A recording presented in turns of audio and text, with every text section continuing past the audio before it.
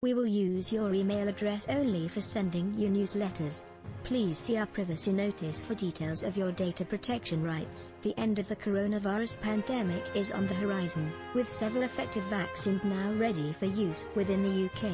The Pfizer, Oxford and Moderna vaccines have all been approved for use by the MHRA in the UK, and millions of doses have already been administered. It wasn't long ago that no vaccine was expected to be trialled and approved by the end of the year, and there are now several in play.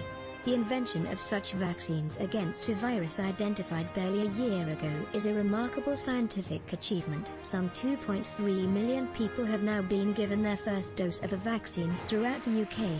AstraZeneca's chief executive Pascal Soriot said, "Today marks an important milestone in our fight against the pandemic. This vaccine's efficacy and safety confirm that it will be highly effective against COVID-19 and will have an immediate impact on this public health emergency.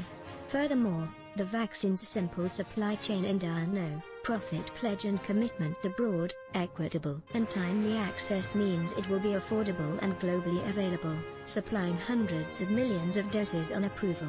Speaking this morning in light of the news, Health Secretary Matt Hancock said, "It is subject to that regulatory approval, and I really stress that because the medicines regulator, it's called the MHRA, is independent, they're rigorous, they're one of the best regulators in the world. They will be very, very careful to ensure that they look at all the data to make sure that this is safe." Subject to that approval, we hope to be able to start vaccinating next month. The bulk of the vaccine rollout program will be in January, February, March, and we hope that sometime after Easter, things will be able to start to get back to normal. As it currently stands, all vaccines are over 90% effective in delivering immunity to the disease. The Pfizer vaccine comes with a major caveat: they both need to be stored at 70°C, making distribution more difficult. The Oxford vaccine has been found to show over 90% protection against symptoms of COVID-19. However, this vaccine does not need to be stored at such cold temperatures, making it much easier to distribute across the world. No. When you go to get your coronavirus vaccine, you will get what you are given.